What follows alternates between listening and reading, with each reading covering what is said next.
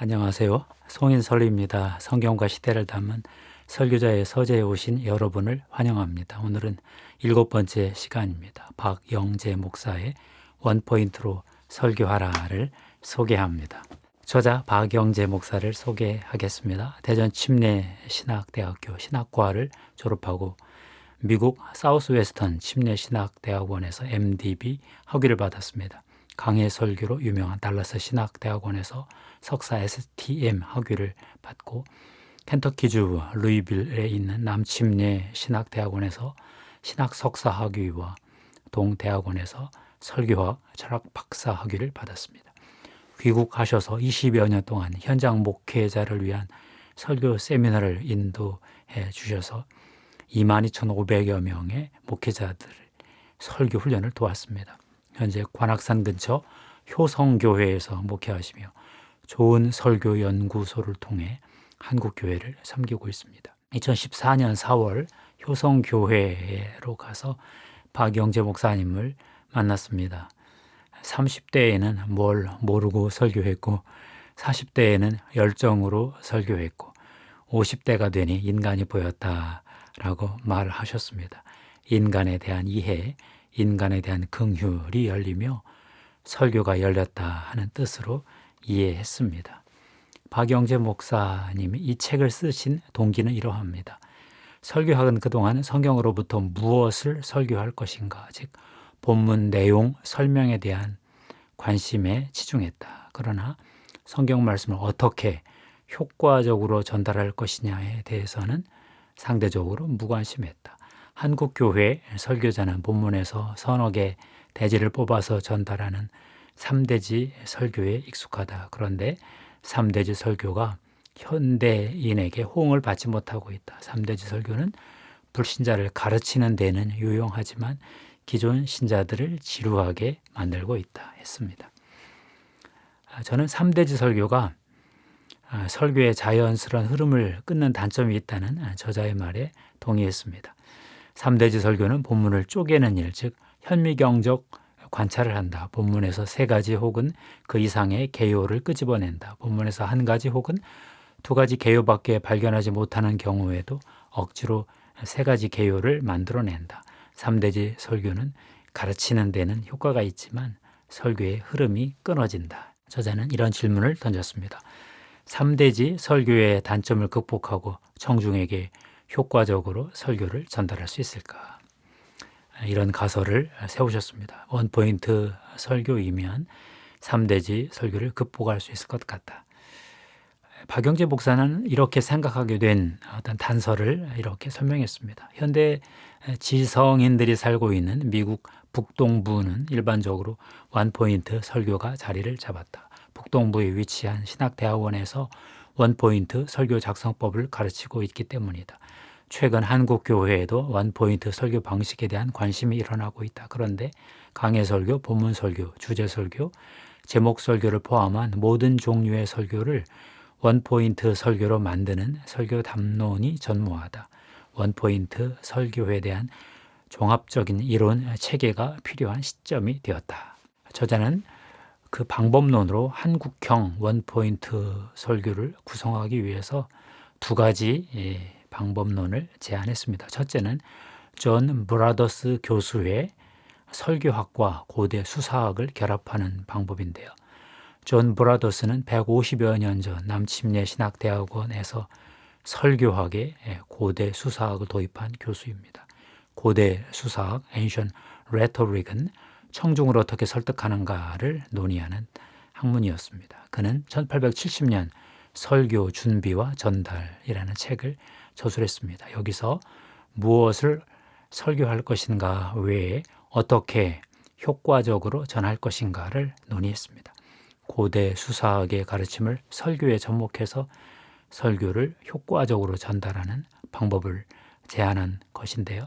고대 수사학의 가르침을 활용한 존 브라더스의 책은 큰 반향을 일으켜 지금도 출간되고 있다고 합니다.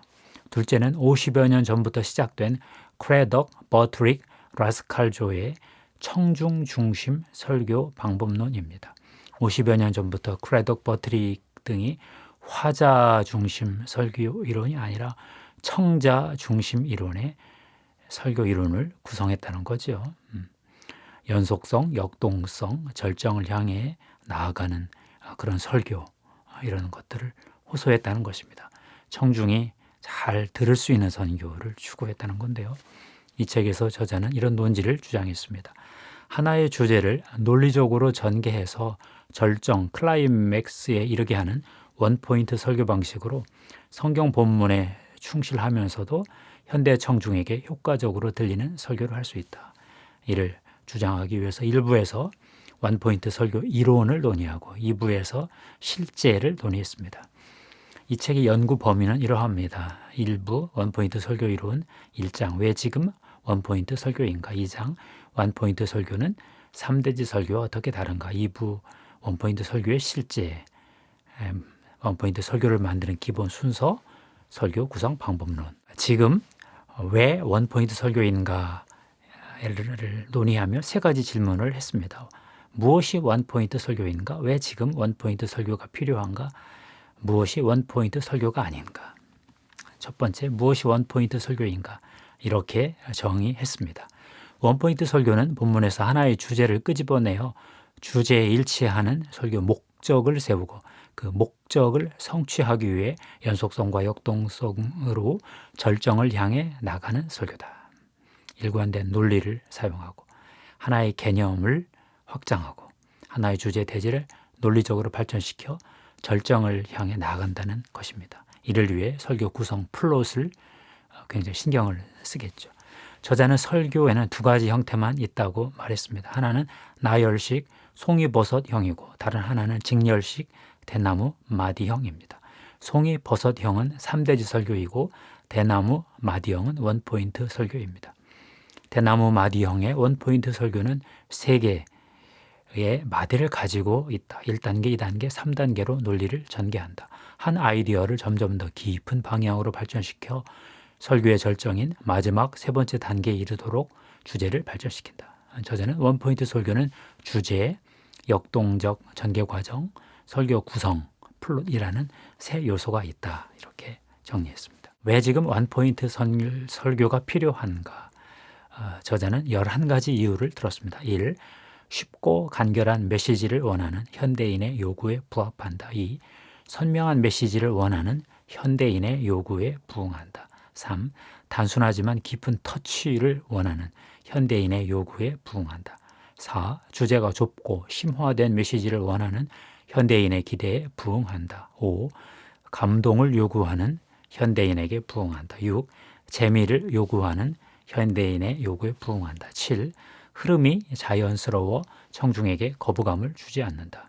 8. 연속성과 역동성에 가장 잘 어울린다. 9. 지적 수준, 연령 고하를 막론하고 모든 사람에게 쉽게 이해된다. 10. 강해 설교의 약점을 극복한다. 11. 인지의 자동화와 습관화의 위기를 벗어나게 해준다. 그러면 무엇이 원포인트 설교가 아닌가? 저자는 이렇게 설명했습니다. 원포인트 설교는 하나의 주제와 논리적 발전이 있어야 된다. 하나의 개요만 있다고 원포인트 설교가 되는 것은 아니다. 논리적 발전이 있어야 한다. 1부 2장에 가서 원포인트 설교는 3대지 설교와 어떻게 다른가를 논의했습니다. 원포인트 설교는 하나의 목적만을 가지고 있다. 이 설교 목적을 세우기 위해 본문을 통해 주제를 결정하고 본문을 분석한다. 가장 큰 아이디어가 설교의 주제가 된다. 주제를 근거로 설교 목적을 만든다. 본문의 키워드는 본문의 핵심 내용이며 주제이며 설교 목적이다. 직렬식 설교를 구성한다. 키워드를 찾는 게 핵심이다. 세 가지 개요가 서로 독립적일 뿐 연계성이 없을 때 3대지 설교가 된다. 나열식 설교가 되는 것이다. 3대지 설교의 예를 이렇게 들었습니다. 주님은 실패한 인생을 찾아오신다. 왜 찾아오시나? 1. 축복하시려고 찾아오신다. 2. 구원하시려고 찾아오신다. 3. 제자 삼으려고 찾아오신다. 뭔가 찾아오신다의 통일성은 있지만 1, 2, 3대지가 서로 연결은 되지 않습니다. 그래서 이것은 3대지 설교입니다. 원포인트 설교는 이렇습니다.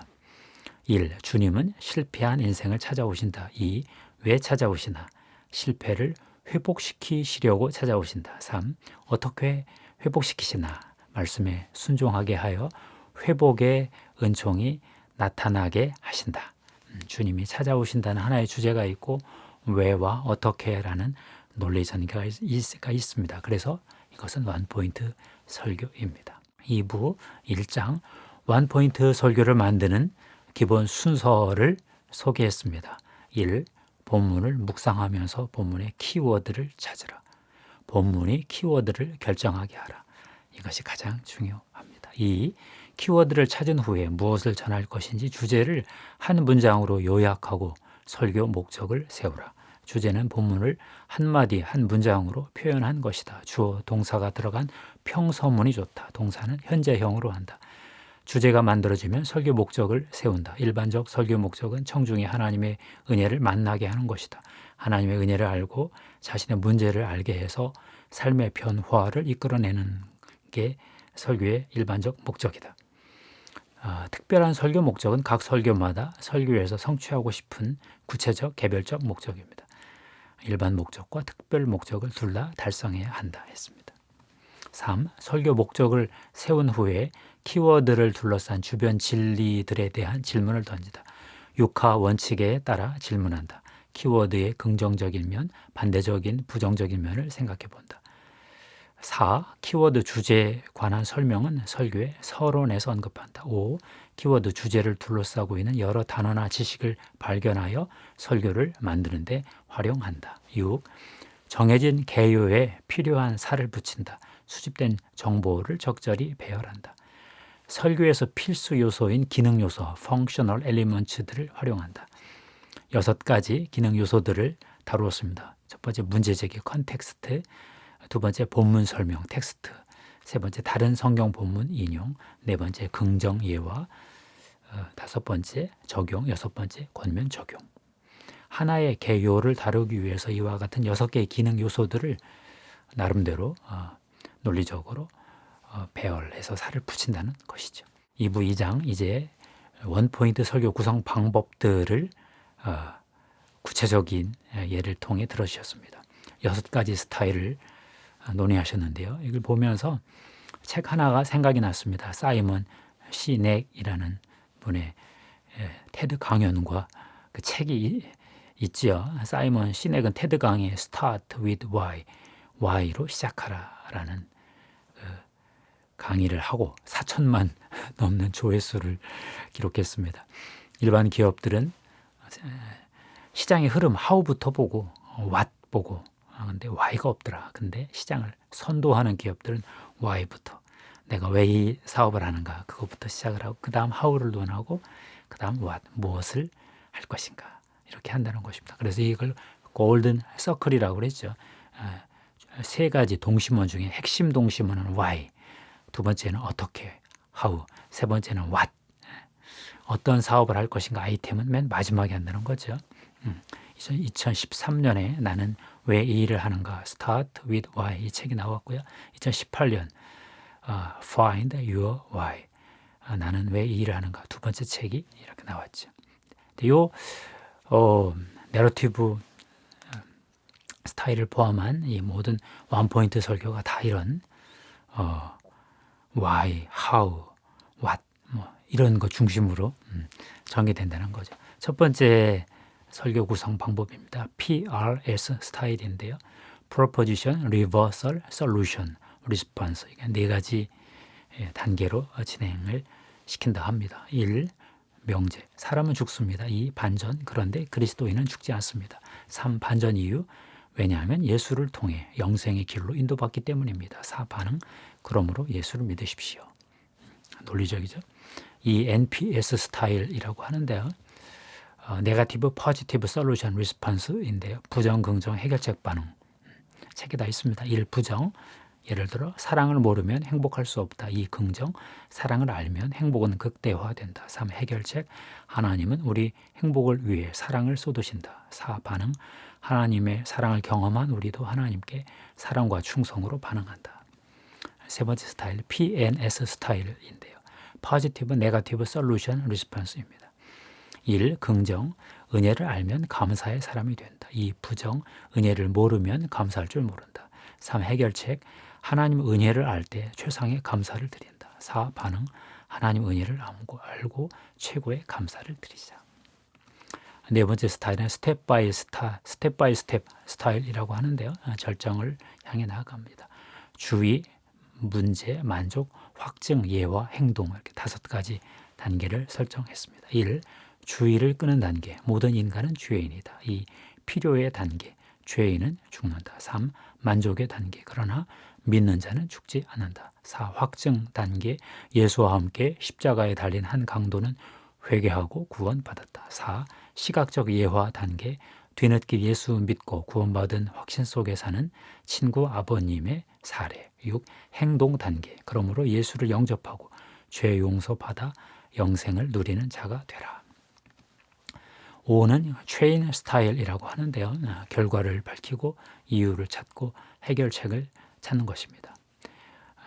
그 중에 3가지 스타일 중에 1번 결과 이유 꼬리에 꼬리를 무는 스타일입니다. 1. 부정결과, 삼손이 비참한 최후를 맞았다. 2. 이유, 왜 비참해졌는가, 유혹에 넘어갔기 때문이다. 3. 또 다른 이유, 왜 유혹에 넘어갔는가, 영적으로 깨어있지 못했기 때문이다. 4. 반응, 그러므로 성도는 깨어있어 유혹을 이겨야 한다. 체인 스타일의 2번째는 긍정결과, 이유, 방법의 순서입니다. 1. 긍정결과, 하나님은 인간을 창조하셨다. 2. 이유, 왜 창조하셨는가, 하나님께 영광을 돌리게 하기 위해서다. 3. 방법, 어떻게 하나님께 영광을 돌릴 수 있을까, 하나님이 기뻐하시는 일을 해보자. 3번째 체인 스타일입니다. 문제제기, 원인, 반대 개념인 유익들, 해결책 4가지 순서입니다. 1. 문제제기, 인간은 행복하지 못하다. 2. 원인, 행복하지 못한 원인은 감사가 없기 때문이다. 3. 반대 개념인 유익, 감사의 마음을 가지면 세상이 달라 보인다. 감사하는 자는 행복하다. 4. 해결책, 어떻게 해야 감사하는 마음을 가질까, 은혜를 베푸신 하나님을 바라보자. 6. 내러티브 스타일입니다. 스토리를 전개하라. 이야기 설교는 1. 발단, 2. 갈등, 3. 절정, 4. 대단원입니다. 또 다른 스타일은 평형을 깨뜨리고 모순의 이유를 밝히는 스타일입니다. 1. 문제제기, 평형을 깨뜨려라. 하나님의 형상이 깨지면 삶도 깨진다. 원인 분석, 모순을 드러내라. 하나님의 형상이 깨지는 원인은 죄이다. 3. 해결책 복음, 해결의 실마리를 제시하라. 하나님의 형상으로 오신 예수 그리스도는 죄값을 지불하시고 우리에게 하나님의 형상을 회복하셨다. 4. 대단한 확신, 복음을 경험하게 하라. 신앙의 경험을 통해 확신을 갖게 된다. 5. 결과를 기대하게 하라. 회복의 은혜를 덧입으면 새 삶이 주어진다. 보통 이야기 설교로 이걸 설명하기도 합니다. 갈등 심화, 반전, 결론 이렇게 가서 뭐 이렇게 설명하는 분도 있어요. 이 책은 이런 질문을 던졌습니다. 3대지 설교의 단점을 극복하고 청중에게 효과적으로 설교를 전달할 수 있을까? 이런 연구의 논리를 전개하셔서 저자는 이런 주장을 했습니다. 하나의 주제를 논리적으로 전개하여 절정에 이르게 하는 원포인트 설교 방식으로 설교 본문에 충실하면서도 현대 청중에게 효과적으로 들리는 설교를 할 수 있다. 박영재 목사는 에필로그에서 찰스 캠벨의 말을 인용했습니다. 설교 형식보다 설교 내용이 더 중요하다. 그러나 본문의 메시지와 설교 형식이 일치될 때 설교가 힘을 발휘한다. 설교 형식이 다소 약하더라도 내용이 훌륭하면 좋은 설교가 된다. 그러나 가장 좋은 설교는 본문의 내용을 정확히 다루며 복음의 본질을 전달하되 전달 방법에서 다양하고 신선한 구성을 사용하는 것이다. 박영재 목사는 원포인트 설교는 복잡한 시대에 단순화된 메시지를 필요로 하는 현대 청중에게 꼭 필요한 설교 구성이라고 말했습니다. 더 많은 원포인트 설교 구성 방식을 원하면 2000년에 출판된 청중 심리를 파고드는 설교, 본문의 특수성을 살려서 설교를 구성하는 19가지 방법이라는 요단 출판사의 책을 참고하라고 추천했습니다. 박영재 목사의 원포인트로 설교하라를 읽고 저는 이런 깨달음을 얻었습니다. 설교 내용도 중요하지만 설교 구성 방식도 이에 못지않게 중요하구나. 원포인트 설교 방식이 현대인에게 아주 효과가 있구나. 다양한 원포인트 설교 방식을 사용하면 어떤 본문에서도 복음을 전할 수 있겠다. 다양한 원포인트 설교 방식을 익히게 되면 설교 준비가 훨씬 더 수월해지겠구나. 그리고 미국 침례교 설교학 전통에 놀라고 침례교 목사 한 분이 한국교회 전체 목회자에게 제공한 그 혜택에 놀랐습니다. 다시 한번 하나님 나라의 풍요로움의 경의를 금치 못했습니다. 감사합니다. 하나님께 영광 돌립니다.